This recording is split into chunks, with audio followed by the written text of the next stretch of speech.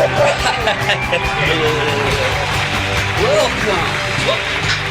to the show. This is the Doug and Jeff Show, and I'm Doug, all the way from the Wichita County Jail in my orange scrubs tonight. Oh, Doug, they finally caught up to you. I'm sorry to hear that. And this is Jeff from Los Angeles, California. Yet another installment of the Doug and Jeff Show. Doug, how you doing, man? Hey, Jeff, I'm doing great because while I was in the Wichita County Jail, what I kept my mind on was that photo album that you brought to the audience the last show. Man, it was so good. I love the pictures. You know, all that ones when you went back in time and it took... You know, it's funny that you bring that up, Doug, because, you know, after we had finished the show last week, I was kind of leafing through the photo album, and I noticed that several of the pictures had dropped out onto the floor, and I said, oh, shoot, I forgot I didn't get to show the viewers these photos, but I have them here now, and I'd like to share them with the viewers, if you don't mind. Oh, yeah. Audience? Yeah. Thank you. These are pictures from my childhood. The next photo we have here is my dad and I in Halloween of 1953. Ooh. Right after this photo was taken, I was placed in a foster care for some reason. I don't know why. They never really gave us a reason, but I went into the foster care of a Chinese family in Shanghai. I was there for 3 years. Oh, look at that. Photo, you can see that. Look at that. I can't believe that, Jeff. Yeah. You know, I got to say this, and audience agree with me. Jeff, you were a cute little kid, man. Audience, come on, yeah. I look a lot like I do today, too. I haven't really changed all that much. Haven't changed that much, but, you know.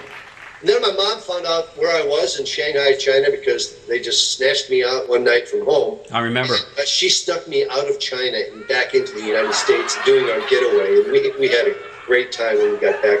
I have the most fond memories of my childhood right after that time. The last photo that I wanted to share with you here is when my parents took my brother and I to the zoo, the Detroit Zoo. Ooh. And my parents were big animal rights activists, even before that became popular, and they taught me the joy of helping wild animals, as you can see here. Look at that. Yeah. Jeff, I heard you had to get a rabies shot, man, immediately afterwards. I did, but that was the third rabies shot in my childhood because of all the animals we kind of caroused with, or whatever you might say. Yeah, that is too bad. You know, you were a lucky guy, Jeff, and those photos were great, man. Great example of my... I love seeing them, man. That's all I can say. Yeah, you're absolutely right. Hey, listen, but we're going to take a break. We'll be back in just a second for more of the Doug and Jeff mini show. Stick around.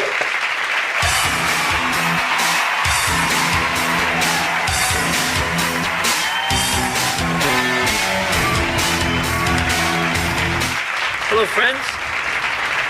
My name is Michael Omara. I'm the new in-the-field reporter for the Doug and Jeff Show. So I'm here this afternoon in the field, waiting on my assignment.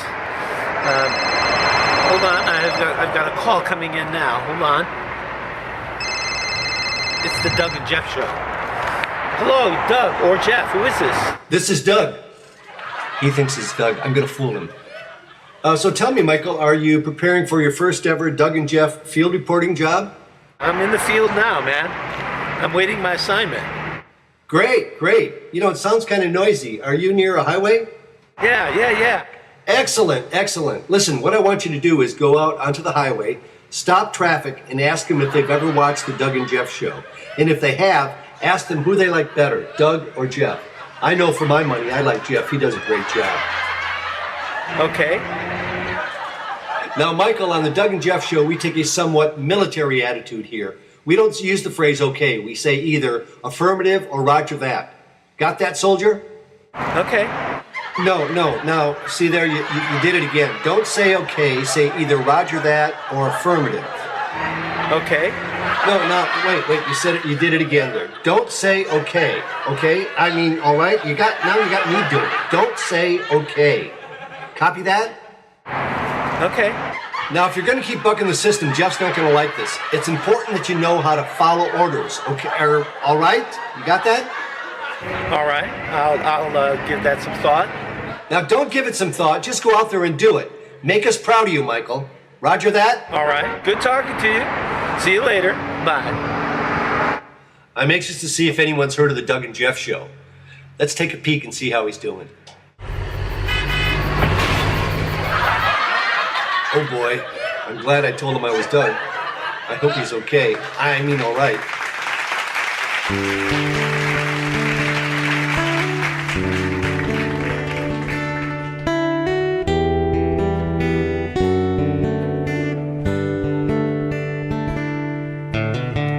I could do it over, one deed at a time, mend all my fences, ease my mind, I'd change about 100 things and I'd fix a few mistakes, but I'd relive one moment just the same. I'd fall in love with you all over again, on your front step where our bodies met, praying don't let this end, with your breath upon my cheek while lost in your green eyes, given half a chance I'd change all sorts of things, but I'd fall in love with you all over again.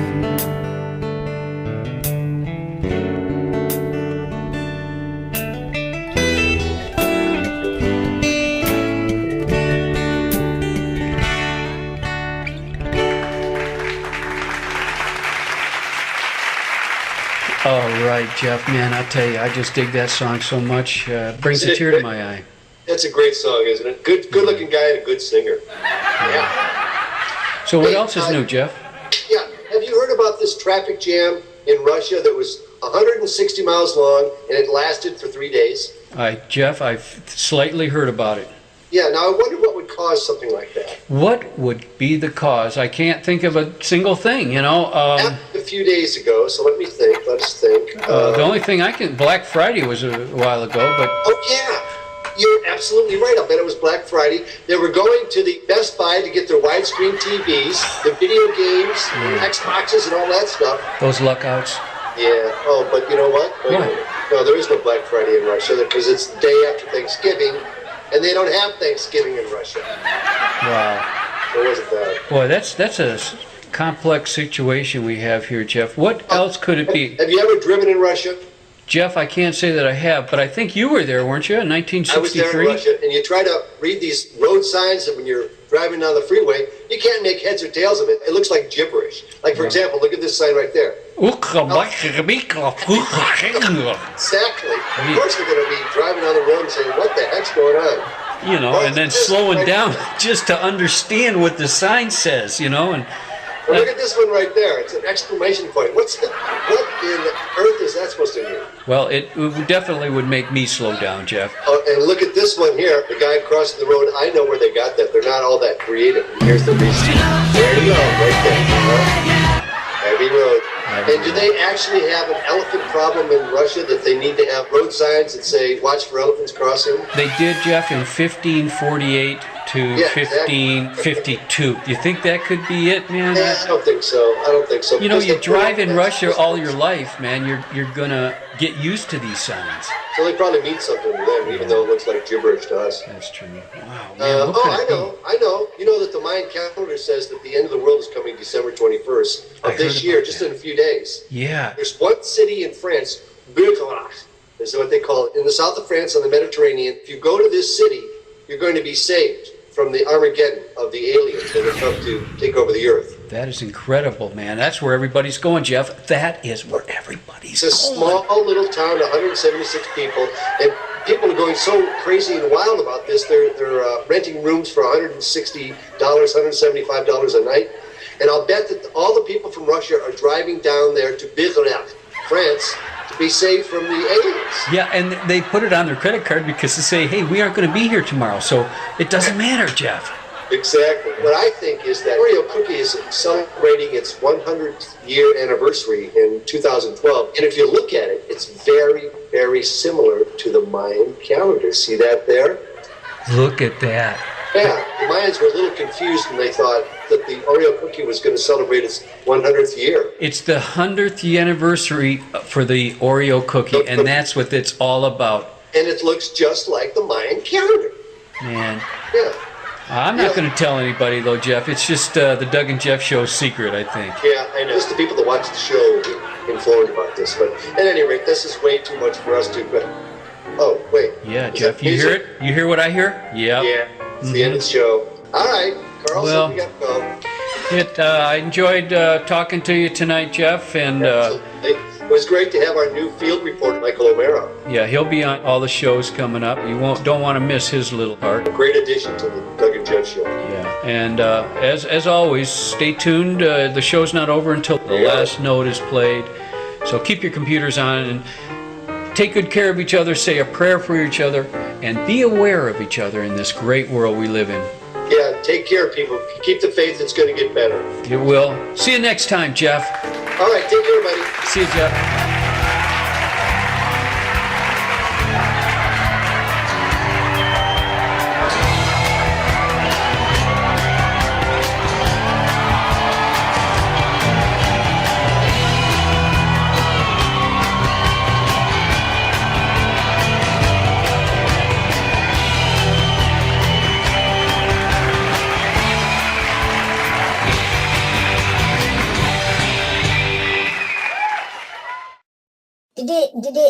That's all, folks.